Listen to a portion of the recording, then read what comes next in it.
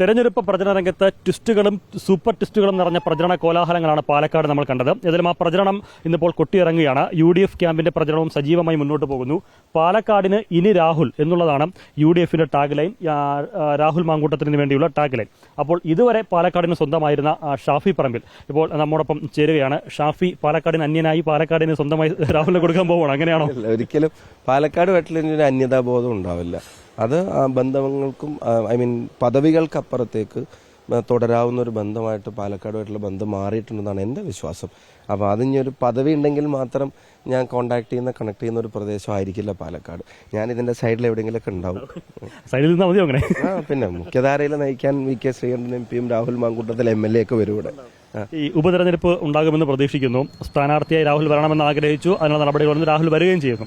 ഏതെങ്കിലും ഘട്ടത്തിൽ പ്രതീക്ഷിച്ചിരുന്നു ഇതുപോലത്തെ വിവാദങ്ങൾ, ഇതുപോലത്തെ ആരോപണങ്ങൾ, ആക്ഷേപങ്ങൾ ഇത്രമേൽ ഒരു പ്രതിസന്ധി ഉണ്ടാകുന്ന തരത്തിലേക്ക് കാര്യങ്ങൾ മാറുമെന്ന് ഏതെങ്കിലും ഘട്ടത്തിൽ മുന്നിൽ കണ്ടിരുന്നു, പ്രതീക്ഷിച്ചു? അതിനകത്ത് രണ്ട് കാര്യമാണ്. ഒന്ന്, ഞങ്ങൾക്ക് അതൊരു പ്രതിസന്ധി ആയിട്ടില്ല. നിങ്ങൾ അങ്ങനെ ധരിക്കരുത്. ഞങ്ങളുടെ ഇലക്ഷൻ പ്രചരണത്തെയോ അതിന്റെ മുന്നോട്ടുള്ള പോക്കിനെയോ എവിടെയും തടസ്സപ്പെടുത്തിയ ഒന്നായിരുന്നില്ല. മാത്രമല്ല, അത് അവരെ സംബന്ധിച്ചിടത്തോളം അവർ സെൽഫ് എക്സ്പോസ്ഡ് ആവുന്ന തരത്തിൽ ഞങ്ങൾക്ക് ഗുണമായിട്ടാണ് അത്തരം കാര്യങ്ങൾ വന്നത്. പിന്നെ വിവാദങ്ങൾ ഉണ്ടാകുന്നതിൻ്റെ കാരണം ജനങ്ങളുമായിട്ട് കമ്മ്യൂണിക്കേറ്റ് ചെയ്യാൻ ഞങ്ങൾക്ക് സാധിച്ചു എന്നുള്ളതാണ്. കാരണം ജനങ്ങളുടെ അടുത്തേക്ക് പോകുമ്പോൾ എന്താണ്ട് മകനെ പെൻഷൻ കിട്ടാത്തതെന്ന് ചോദിക്കുന്ന ഒരു അമ്മ, അല്ലെങ്കിൽ ഒരു വീട്ടിൽ വോട്ട് ചോദിക്കുമ്പോൾ ചാക്കിൽ നെല്ല് അവിടെ കൂട്ടിയിട്ടിട്ട് അത് സംഭരിക്കാത്തതിൻ്റെ പ്രയാസം പറയുന്ന ഒരു കർഷകൻ, ഈ നഗരത്തിലെ BJP നഗരഭരണത്തിന് കീഴിൽ പൊളിഞ്ഞു കിടക്കുന്ന റോഡുകൾ, ഇവിടുത്തെ പെട്രോളിൻ്റെ പ്രൈസ്, ഡീസലിൻ്റെ പ്രൈസ്, ഗ്യാസിൻ്റെ വില, നവീൻ ബാബുവിൻ്റെ ഇഷ്യൂ, BJP ഉണ്ടാക്കുന്ന വർഗീയ ധ്രുവീകരണ ശ്രമങ്ങൾ, ഇതൊക്കെ ചർച്ചയാവേണ്ട ഒരു തെരഞ്ഞെടുപ്പിൽ കുറേ തലക്കെട്ടുകൾ ഈ വിവാദങ്ങളിലേക്ക് പോകുമ്പോൾ ജനവും അസ്വസ്ഥരായിരുന്നു. ജനം അത് ആസ്വദിക്കല്ല. ഇന്ന് കുറേ വിവാദമുണ്ടെന്ന്. അപ്പം അവരെ അസ്വസ്ഥമാക്കുന്ന ഘടകങ്ങളെ ഉയർത്തി പറഞ്ഞുകൊണ്ടിരുന്നത്, അതിൻ്റെ പ്രതിഷേധങ്ങളെ പറഞ്ഞുകൊണ്ടിരുന്നത് ഞങ്ങളാണ്. അപ്പോൾ വിവാദങ്ങൾ ഉണ്ടാക്കുക എന്നുള്ളത് മറ്റൊന്നും ജനങ്ങളോട് പറയാനില്ലാത്തവരുടെ ആയുധങ്ങളായിരുന്നു. പക്ഷെ അതൊന്നും ഞങ്ങൾക്ക് പ്രതിസന്ധി തീർത്തിട്ടില്ല. അവസാനം വന്ന് ഓരോ കള്ളങ്ങളും പൊളിഞ്ഞ് അവർ തമ്മിലുള്ള ഡീല് വരെ, ഒരു CJP മുന്നണി വരെ ഇവിടെ ഉണ്ടാവുന്ന തരത്തിലേക്ക് കാര്യങ്ങൾ മാറിയത് നമ്മൾ കണ്ടതാണ്. ഞങ്ങളെ പിന്നോട്ടടിക്കുന്ന ഒന്നും അത്തരം വിവാദങ്ങൾ ഉണ്ടായിട്ടില്ല. നിങ്ങൾ കുറേ വാർത്ത കൊടുത്തു, കുറേ സ്പേസ് കൊടുത്തു, പക്ഷെ അത് ജനമനസ്സിലുണ്ടായിട്ടില്ല.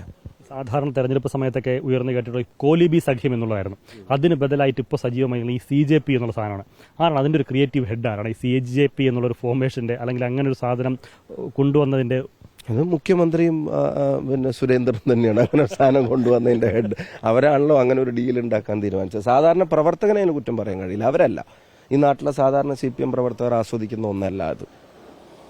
അല്ലെങ്കിൽ മറ്റു പാർട്ടി പ്രവർത്തകർ ആസ്വദിക്കുന്ന ഒന്നല്ല. അത് നേതൃത്വത്തിന്റെ ഡീലാണ്. അത് നടപ്പിലാക്കാൻ പാർട്ടിയിലെ ചില ആളുകളെ ചുമതലപ്പെടുത്തിയതാണ് പാലക്കാട് നമ്മൾ കണ്ടത്. അതിലെല്ലാവർക്കും ഇൻവോൾവ്മെന്റും ഇല്ല. ഇപ്പം എന്തിനും ഞങ്ങളെ കുറ്റം പറയുന്ന ഒരാളാണ് ശ്രീ AK ബാലൻ. അദ്ദേഹത്തിൻ്റെ പേഴ്സണൽ ഇമേജ് നോക്കാതെ തന്നെ പാർട്ടിക്ക് വേണ്ടി ചിലപ്പോഴൊക്കെ വളരെയധികം പരിഹസിക്കപ്പെടുമ്പോഴും ഇപ്പോൾ ഇതെങ്ങനെ നോക്കിയാൽ സിംഗപ്പൂർ കാണാം എന്നൊക്കെ പറയുന്ന തരത്തിൽ പാർട്ടിയെ ന്യായീകരിക്കുന്ന ഒരാളാണ് അദ്ദേഹം. പോലും ഈ പെട്ടിയും റെയ്ഡിൻ്റെ വിവാദത്തിൽ മൗനം പാലിച്ച് നമ്മൾ കണ്ടതാണ്. അപ്പോൾ അത് പാർട്ടിയിലെ എല്ലാവരും അറിഞ്ഞിട്ടല്ല, ചില ആളുകൾ നടപ്പിലാക്കാൻ ശ്രമിച്ചതിനെ അവർ പോലും എതിർക്കുന്ന, അതിന് അവർക്കിടയിൽ തിരിച്ചടി ഉണ്ടാവുന്ന ഒരു തെരഞ്ഞെടുപ്പായിരിക്കും ഇത്. ഞാൻ ചോദിച്ചത്, ഇപ്പം BJP CPM ഡീലുണ്ടായിരിക്കും സ്വാഭാവികമായിട്ടും, പക്ഷെ ആ ഡീലിനെ അല്ലെങ്കിൽ ആ ബന്ധത്തെ ഈ രീതിയിൽ വിശേഷിപ്പിക്കാം എന്നുള്ളതിന്റെ ക്രിയേറ്റീവ് ഹെഡ് ആരാന്നുള്ളതാണ് എൻ്റെ ചോദ്യം. ഞങ്ങളുടെ സ്ഥാനാർത്ഥിയാണ് ആദ്യമായിട്ട് അത് അടിച്ചത്.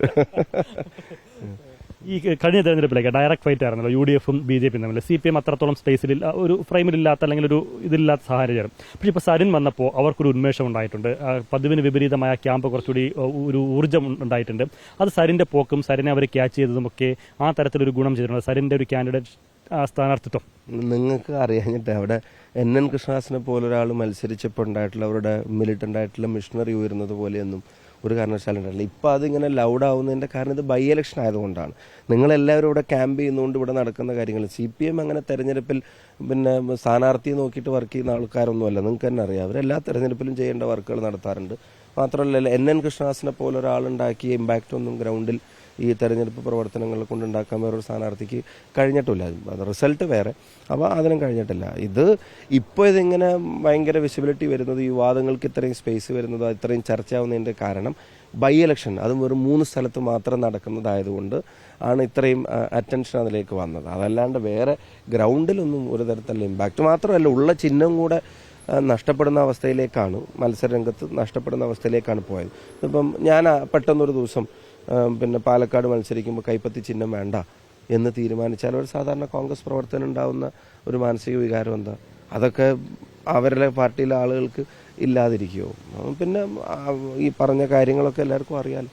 സാധാരണ ഈ സർജിക്കൽ സ്ട്രൈക്കിന്റെ ഉസ്താദുമാർ BJP-യും CPM ഒക്കെയാണ്. കോൺഗ്രസ് സാധാരണ അങ്ങനെ ഒരു ഇടം തേടി പോകുന്നത് അത്തരം ഒരു നടപടികൾ കാണിക്കുന്നില്ല. അപ്പോൾ അതിനൊരു കൗണ്ടർ സ്ട്രൈക്ക് ആയിട്ടാണ് ഇപ്പോൾ സന്ദീപിന്റെ എൻട്രി ഉണ്ടായിരിക്കുന്നത്. അത് ഏത് തരത്തിൽ ഗുണം ചെയ്യുമെന്ന് വിലയിരുത്തുന്നുണ്ടോ? കാരണം അതിനെ പലതരത്തിൽ വ്യാഖ്യാനിക്കപ്പെടുന്നുണ്ട്. ഇത്രയും നാൾ വലിയ തീവ്ര നിലപാട് സ്വീകരിച്ചിരുന്ന, അത് പുലർത്തിപ്പോന്നിരുന്ന ഒരാൾ വരുന്നു, മൈനോറിറ്റിക്കെതിരേക്ക് വലിയ രീതിയിലുള്ള വർഗീയമായുള്ള പരാമർശങ്ങൾ കടുത്ത ഭാഷയിൽ പറഞ്ഞിരുന്ന ഒരാൾ കോൺഗ്രസിലേക്ക് വരുമ്പോൾ കോൺഗ്രസിന്റെ നിലപാടിന് തുല്യം എന്ന രീതിയിലേക്ക് അത് വരികയാണ്. ആ ഒരു ബന്ധത്തെ ചൂണ്ടിക്കാണിച്ചതിന് മുഖ്യമന്ത്രി പാണക്കാട് തങ്ങളെ ഉൾപ്പെടെ വിമർശിക്കുന്ന ഒരു സാഹചര്യം ഒക്കെ വരുന്നൊരു സ്ഥിതിവിശേഷം ഉണ്ടായി. അല്ല, അതിനകത്ത് 3 കാര്യം. ഒന്ന്, BJP-യിൽ നിന്നൊരാൾ കോൺഗ്രസിലേക്ക് വരുമ്പോൾ എന്തിനാണ് CPM ഇത്രയും പ്രയാസപ്പെടുന്നത്? BJP വിഷമിച്ചോട്ടെ, BJP വിമർശിച്ചോട്ടെ, BJP എന്തും പറഞ്ഞോട്ടെ, കാരണം അവരിൽ നിന്നൊരാൾ വരികയാണല്ലോ. കോൺഗ്രസിൽ നിന്നൊരാൾ BJP-യിലേക്ക് പോയാൽ അതിലേറ്റവും കൂടുതൽ സന്തോഷിക്കുന്നതും CPM ആണ്. BJP-യിൽ നിന്നൊരാൾ കോൺഗ്രസിലേക്ക് വന്നാൽ അതിലേറ്റവും കൂടുതൽ സങ്കടപ്പെടുന്നതും CPM ആണ്. അതെന്താണെന്ന് എനിക്ക് മനസ്സിലാവുന്നില്ല. അവരെന്തിനെത്ര വറീഡാവും? ഇനി 2, സന്ദീപ് വാര്യരെ പോലെ കടുത്ത ഭാഷ ഉപയോഗിച്ചിരുന്ന ഒരാൾ എന്ന് പറയുന്നു. അതേ സന്ദീപ് വാര്യരല്ലേ ക്രിസ്റ്റൽ ക്ലിയർ ആണെന്ന് ഇവർ സർട്ടിഫിക്കറ്റ് ഒപ്പിട്ട് കൊടുത്തത്? അതേ സന്ദീപ് വാര്യരോടല്ലേ ഒരു വ്യക്തിവിരോധവും ഇല്ല, ആശയങ്ങളോട് മാത്രമാണ് വിയോജിപ്പെന്ന് ഇവർ പ്രസ്താവന നടത്തിയത്? അതേ സന്ദീപ് വാര്യരുടെ മുമ്പിലല്ലേ ഗേറ്റും വാതിലും തുറന്നിട്ടിട്ട് വാ മോനെ എന്ന് പറഞ്ഞിട്ട് ഇവരവിടെ കാത്തിരുന്നത്? അപ്പോഴൊന്നും ഈ പറയുന്ന സന്ദീപ് വാര്യരുടെ ചരിത്രം ചെകയാഞ്ഞ CPM ഇപ്പൊ കോൺഗ്രസിലേക്ക് വന്നപ്പോൾ ആ ചരിത്രം ചെകയുന്നു. അതിന്റെ അർത്ഥം എന്താ അറിയോ? സന്ദീപ് വാര്യരുടെ ചരിത്രത്തിനേ കുഴപ്പമുള്ളൂ, CPM-ന്റെ മുഖ്യമന്ത്രിയുടെ വർത്തമാന കാലത്തിനാണ് കുഴപ്പം. അതവർ പരിശോധിക്കാൻ മറക്കുന്നില്ല. അവർ വേറൊരാളുടെ പിന്നെ കണ്ണിലെ കരടെടുക്കുമ്പോൾ അവരുടെ കണ്ണിലെ കോല് കാണുന്നില്ല. അവര് ഈ പിന്നെ ഇത്രയും നിർണായകമായൊരു തെരഞ്ഞെടുപ്പിൽ അല്ലെങ്കിൽ ഒരു സമയത്ത് ഒരു രാഷ്ട്രീയ കാലാവസ്ഥയിൽ സുരേന്ദ്രന്റെ പാസ് വാങ്ങിയിട്ട് ഗോളടിക്കാൻ ശ്രമിക്കുക മുഖ്യമന്ത്രി. തങ്ങളെ പിന്നെ ആ പറഞ്ഞതിന് എന്തെങ്കിലും ന്യായീകരണം ഉണ്ടോ? ഞാൻ ചോദിക്കുന്നത്, സന്ദീപ് വാര്യരെ എന്നല്ല അവിടെ പിന്നെ വെറുപ്പിന്റെ ഫാക്ടറി ഞാൻ ഉപേക്ഷിക്കുന്നു എന്ന് കൃത്യമായി പറഞ്ഞിട്ട് അവിടെ പ്രവർത്തിക്കുമ്പോൾ ഉണ്ടായിരുന്ന പ്രത്യയശാസ്ത്രത്തിന്റെ കമ്മിറ്റ്മെന്റിന്റെ പേരിൽ പറഞ്ഞ വാചകങ്ങൾ തെറ്റായിപ്പോയി എന്ന് തിരിച്ചറിഞ്ഞിട്ട് അതിനെ വലിച്ചെറിഞ്ഞിട്ട് രാഹുൽ ഗാന്ധിയുടെ ഇൻക്ലൂസീവ് പൊളിറ്റിക്സിലേക്ക് വരുന്നു എന്നൊരാൾ നിലപാട് വളരെ, അവരുടെ ഭാഷ കടം കൊണ്ടാൽ ക്രിസ്റ്റൽ ക്ലിയർ ആയിട്ട് ഒരാൾ നിലപാട് പറഞ്ഞിട്ട് വരുമ്പോൾ എന്തിനാ തങ്ങളെ അദ്ദേഹം വേറെ സംഘടനകളുമായിട്ട് കൂട്ടിക്കെട്ടുന്നത്? അങ്ങനെയാണെങ്കിൽ സന്ദീപ് വാര്യരെ സ്വാഗതം ചെയ്ത AK ബാലനെ മുഖ്യമന്ത്രി എന്തിലേക്കാണ് കൂട്ടിക്കെട്ടുക? സന്ദീപ് വാര്യരെ സ്വാഗതം ചെയ്ത MP രാജേഷിനെ, മുഴുവൻ പോസ്റ്റിട്ട് ആഘോഷിച്ച സൈബർ സഖാക്കളെ, അവരെയൊക്കെ എന്തുമായിട്ടാണ് കൂട്ടിക്കെട്ടേണ്ടത്? സാധാരണ ലീഗിനെയൊക്കെ മുഖ്യമന്ത്രിയും പാർട്ടി നേതാക്കൾ ഒരുപാട് വിമർശിച്ചിട്ടുണ്ട്. പക്ഷേ തങ്ങൾമാരെ അങ്ങനെ പേരെടുത്ത് പറഞ്ഞൊരു വിമർശനം ഇതുവരെ കണ്ടിട്ടില്ല. എന്തായിരിക്കും മുഖ്യമന്ത്രി അതിന് പ്രേരിപ്പിച്ചൊരു ഘടകം? എന്തായിരിക്കും അത്? എന്ത് ഇമ്പാക്ട് ഉണ്ടാക്കുമെന്നാണ് നിങ്ങൾ കരുതുന്നത്? അതൊരു ശരിക്കൊരു സംഘ് പരിവാർ ലൈനിലാണ് മുഖ്യമന്ത്രി സംസാരിച്ചത്. അതാ ഞാൻ പറഞ്ഞു, സുരേന്ദ്രന്റെ പാസ് വാങ്ങിയിട്ടാണ് മുഖ്യമന്ത്രി ഗോളടിക്കാൻ ശ്രമിച്ചത്. പക്ഷെ അത് സെൽഫ് ഗോളാണ് ആയത്. ഒരാവശ്യമില്ലാത്തൊരു കാര്യം. സത്യം പറഞ്ഞപ്പോൾ മുനമ്പം പോലത്തെ ഒരു ഇഷ്യൂ ഈ നാട്ടിൽ ഒരു ധ്രുവീകരണത്തിന് വേണ്ടി BJP ശ്രമിക്കുകയാണ്. അപ്പോൾ അവിടെ തങ്ങളും കുഞ്ഞാലിക്കുട്ടി സാഹിബും മറ്റെല്ലാ സംഘടനകളും രംഗത്ത് വന്നിട്ട് പറഞ്ഞ എന്താ? അവിടുന്ന് ഒരാളിനെയും കുടിയിറക്കാൻ പാടില്ല. അങ്ങനെ തന്നെയല്ലേ പറഞ്ഞത്? അവിടുന്ന് ഒരാളിനെയും കുടിയിറക്കാൻ പാടില്ല എന്ന ആർജവത്തോടെ ഈ നാടിന്റെ ഐക്യത്തിന് വേണ്ടി നിലപാടെടുത്തവരാണ്. അതിനെ സ്വാഗതം ചെയ്ത് ആ പ്രശ്നം എത്രയും പെട്ടെന്ന് സെറ്റിൽ ചെയ്യേണ്ട മുഖ്യമന്ത്രി ആ പ്രശ്നത്തെ അനാവശ്യമായിട്ട് നീട്ടിക്കൊണ്ടുപോയി തീരുമാനമെടുക്കാതെ വൈകിപ്പിച്ച് BJPക്ക് അതിൽ ഒരു തൃശ്ശൂർ പൂരം പോലെ ഒരിക്കൽ കൂടെ കുളം കലക്കാനുള്ള അവസരം ഉണ്ടാക്കിയിട്ട് ഇപ്പം അതെല്ലാം കഴിഞ്ഞ ഒരാൾ വർഗീയത ഉപേക്ഷിച്ചിട്ട് മതേതര ചേരിയിലേക്ക് എന്ന് പ്രഖ്യാപിക്കുമ്പോൾ തങ്ങളുടെ നേരെ നടത്തിയ പ്രസ്താവനകൾ തീർത്തും ഒരു CPM പ്രവർത്തകന് പോലും അംഗീകരിക്കാൻ കഴിയാത്ത CPM-ലെ സംഘപരിവാർ ഫ്രാക്ഷന്റെ തലപ്പത്താണ് താനെന്ന് സ്വയം അവരോധിക്കുകയായിരുന്നു മുഖ്യമന്ത്രി ചെയ്തത്. ഒരിക്കലും ജസ്റ്റിഫൈ ചെയ്യാൻ കഴിയില്ല. അങ്ങേയറ്റം പ്രതിഷേധാർഹമാണ് മുഖ്യമന്ത്രിയുടെ വാക്കുകൾ. ഒരിക്കലും ആ സ്ഥാനത്തിരുന്നിട്ടോ ആ പാർട്ടിയുടെ തലപ്പത്തിരുന്നിട്ടോ പറയാൻ പാടില്ലാത്ത വാക്കുകൾ. പ്രചരണമൊക്കെ അവസാന ഘട്ടത്തിലേക്ക് എത്തുകയാണ്. മണിക്കൂറുകൾ മാത്രമാണ് പോളിംഗ് ബൂത്തിലേക്ക് പോകാനുള്ളത്. എത്രയാണ് ഷാഫീർ ഭൂരിപക്ഷം പ്രതീക്ഷിക്കുന്നത്? കാരണം പല സാഹചര്യങ്ങളും മനസ്സിലാക്കി ഭൂരിപക്ഷമൊക്കെ ജനങ്ങൾ തീരുമാനിക്കേണ്ട കാര്യമാണ്. ഞങ്ങളൊരു പ്രഡിക്ഷൻ നടത്തിയിട്ടുണ്ട്. 5 ഭൂരിപക്ഷത്തിലേക്ക് രാഹുൽ മാങ്കൂട്ടത്തിൽ എത്തും എന്നുള്ളതായിരുന്നു ഞങ്ങളുടെ പ്രതീക്ഷ. അത് ഇങ്ങനെ മുന്നോട്ട് പോകുമ്പോൾ കുറച്ചും കൂടെ കൂടാനും സാധ്യതയുണ്ടെന്നാണ് ഇപ്പോൾ തോന്നുന്നത്. ഒറ്റ കാര്യം കൂടി, ഈ രാഹുലിനെ കുറേ നാളായി നിഴലായിട്ട് കൊണ്ട് നടക്കുന്നുണ്ട്. രാഷ്ട്രീയത്തിലും ഒരു പാത കാണിച്ചു കൊടുത്തില്ല, എന്നാലും ഒരു നിഴലായി കൊണ്ട് നടന്നിരുന്നല്ലോ. യൂത്ത് കോൺഗ്രസിന്റെ പിൻഗാമിയായി വന്നു, ഇപ്പോൾ മണ്ഡലത്തിൽ പിൻഗാമിയായി വരുന്നു. ചെറുക്കം മൂത്ത് നിറച്ച് പോകുന്നതിന് മുമ്പ് ഒരു പെണ്ണൂടെ കെട്ടിച്ചെടുക്കണമെന്ന് പല ആൾക്കാരും പറഞ്ഞു തുടങ്ങിയിട്ടുണ്ട്. ഞാൻ ആദ്യം ആ സ്റ്റേറ്റ്മെന്റ് ഒന്ന് തിരുത്തണം. അദ്ദേഹം ആരുടെയും നിഴലിലല്ല. സാധാരണ KSU പ്രവർത്തനമായി കോളേജിൽ നിന്ന് ഇലക്ഷൻ മത്സരിച്ച് ജയിച്ച് മണ്ഡലം പ്രസിഡന്റായി, ബ്ലോക്ക് പ്രസിഡന്റായി, ജില്ലാ സെക്രട്ടറിയായി, സംസ്ഥാന ജനറൽ സെക്രട്ടറിയായി, ദേശീയ സെക്രട്ടറിയായി, യൂത്ത് കോൺഗ്രസ് സംസ്ഥാന ജനറൽ സെക്രട്ടറിയായി, തെരഞ്ഞെടുക്കപ്പെട്ട യൂത്ത് കോൺഗ്രസിന്റെ സംസ്ഥാന പ്രസിഡന്റായി സമരം നയിച്ച് ജയിലിൽ പോയി സേവന പ്രവർത്തനങ്ങൾ, വയനാട്ടിൽ 30 വീട് ഉൾപ്പെടെ നിർമ്മിച്ചു കൊടുക്കാനുള്ള പ്രവർത്തനങ്ങളിൽ സംഘടനയ്ക്ക് വേണ്ടി 140 അസംബ്ലിയിലും നേരിട്ട് വിസിറ്റ് ചെയ്ത് ഗ്രൗണ്ടിലെ ബൂത്ത് ലെവൽ വർക്കേഴ്സിനെ വരെ ഓർഗനൈസ് ചെയ്യുന്ന വ്യക്തമായ ഐഡന്റിറ്റിയുള്ള കേരളത്തിലെ പൊതുസമൂഹത്തിൽ ശക്തമായിട്ടുള്ള നിലപാടിന്റെ പേരിലും ആർജവത്തോടെ കാര്യങ്ങൾ പറയാനുള്ള ശേഷിയുടെ പേരിലും ഭാവി കേരളത്തിന്റെ ഒരു പ്രതീക്ഷയായി കണക്കാക്കപ്പെടുന്ന ഒരു ചെറുപ്പക്കാരൻ ഒരിക്കലും ആരുടെയും നിഴലിലല്ല. He has his own identity. അയാൾക്കായുള്ള ഐഡന്റിറ്റി ഉണ്ട്. ആ ഐഡന്റിറ്റി പാലക്കാട് തിരിച്ചറിയുന്നുണ്ട്. പിന്നെ ഇനി ചോദ്യത്തിന്റെ അടുത്ത ഘട്ടത്തിലേക്ക്, അത് തീർത്തും വ്യക്തിപരമായിട്ടുള്ള കാര്യമാണ്. പക്ഷേ അതിനുള്ള സമയമായി എന്നൊരു തോന്നൽ എനിക്കുണ്ട്. ഇത് കഴിയട്ടെ. രാഹുലിനെ തോന്നലില്ലാന്ന് തോന്നുന്നു. അങ്ങനെ പിന്നെ സുഖമായിട്ട് നടക്കുകയല്ലേ.